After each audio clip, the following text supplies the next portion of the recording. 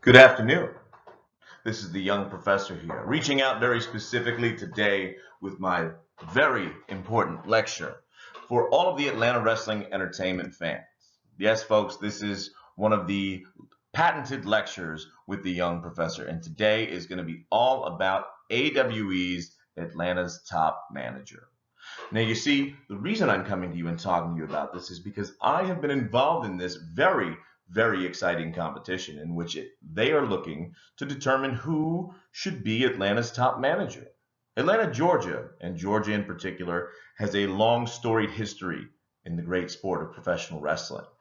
Many of the most iconic names in the entire industry and the history of this business have been affiliated and associated with things that have happened in that great state, and particularly with the city of Atlanta. So this is a very important competition because this is not just any city.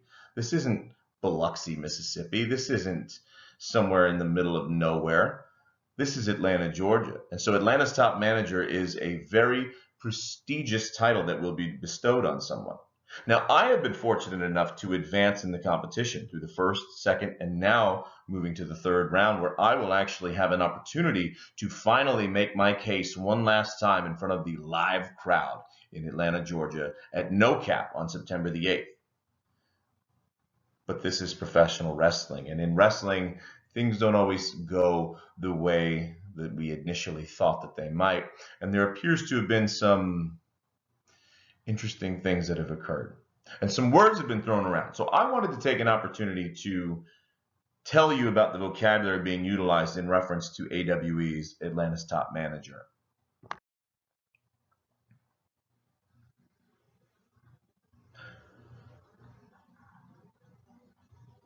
So I bring to you our word of the day. And if you've been following along with this competition, especially with the fallout after this competition, then you'll know this word because it's been used a few times throughout this story as it unravels.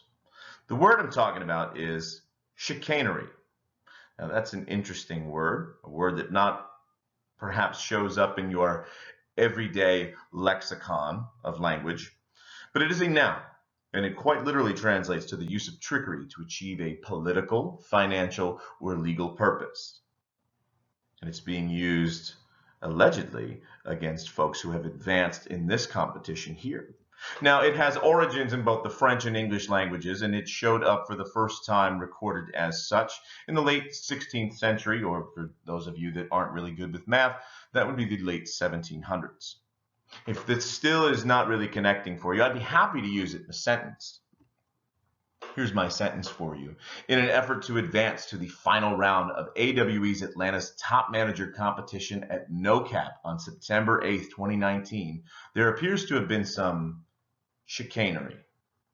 Now that's a big word. I don't know that everyone knows this word. I don't know that everyone is comfortable with the use of this word, so I'll give you a few alternatives that also embody the spirit of this definition. Some synonyms would be things like skullduggery, or perhaps subterfuge. Legerdemain, that's a good one. That's the one that I personally would use, but I want to keep you all with me. Another good word that perhaps Atlanta might be more familiar with would be hoodwink, because what's being alleged is that our fans, the AWE fans, might very well have been hoodwinked out of an opportunity to see the payoff of this competition, at least the payoff that they wanted to see, because they wanted to see the best voices, the best managers, the best talkers in the business today that maybe they've never heard of, square off in an AWE ring to crown themselves Atlanta's top manager.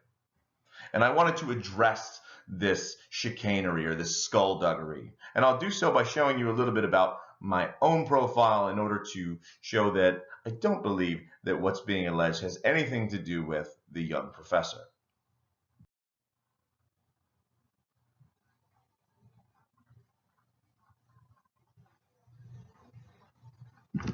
Now here you see, folks, an image of my Facebook page. No, not my personal one. I don't want to interact with all of our fans personally.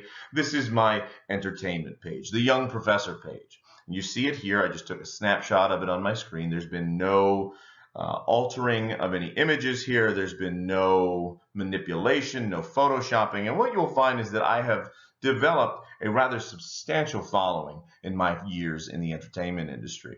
You can see that 1,386 likes and over 1,400 follows, which means that people do in fact follow me. And when I put things out there, when I put content out into social media and into the interwebs, it's responded to. People want to hear what I'm saying because there are a lot of people following me. And that's exactly what I'm trying to get across here. So if anyone believes there to be any chicanery, I can assure you that none of it came from the educated voice of professional wrestling in the young professor.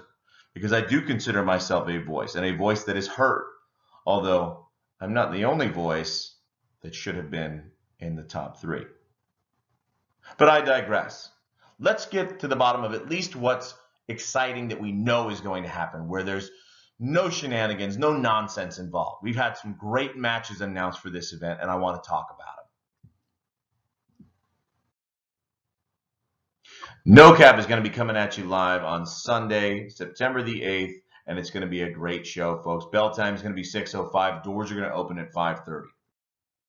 We've got some fantastic matches here, including this one, a match that everyone is talking about in the entire Peach State. We're going to have Chip Day and the Kenway being accompanied by Canvas. They're going to be squaring off, but not going to be alone. They will have mystery tag team partners, and it'll be interesting to see who they choose as they continue to wage war in the AWE ring. We're also going to see Moonshine Mantell and AJ Gray squaring off in Atlanta, Georgia. This is one that has been boiling for some time now. Under Combat Zone Wrestling Championship rules, the Wired Championship is going to be on the line. We're going to see Jimmy Rave as the challenger taking on Mr. Jordan Oliver, the champion, the Wired Champion. And a man I've had an opportunity to work with in the past, the man from Hoss Island, Mr. Thomas Shire, he's going to be taking on Andy Dalton. But it doesn't end there, folks.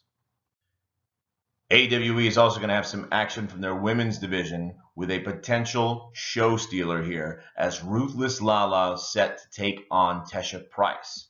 Now, we've heard from DeAndre Jackson. If you've been following our social media page, in addition to all of the managers talking all that smack out there, DeAndre Jackson and Eddie Kingston are set to square off. That's not all, folks. We're also going to see Fabulous Fitness in action. And of course, I'd be remiss if I didn't remind you one last time. The finals of the AWE Atlanta's Top Manager Finals. The 3 of us will be in that ring. It is going to be me, the pro wrestler professor, the educated voice of professional wrestling. And I'll be taking on Kyle Kidman and C-Nick. You do not want to miss it, folks. This has been your lecture in advance of AWE's No Cap. Make sure you study up, folks, because you're going to find out that there's only one smart choice when it comes to who the top manager should be. And there's only one smart choice as to where you should be on September 8th. Folks, it's going to be at No Cap at District Atlanta. Until next time, ladies and gentlemen, class dismissed.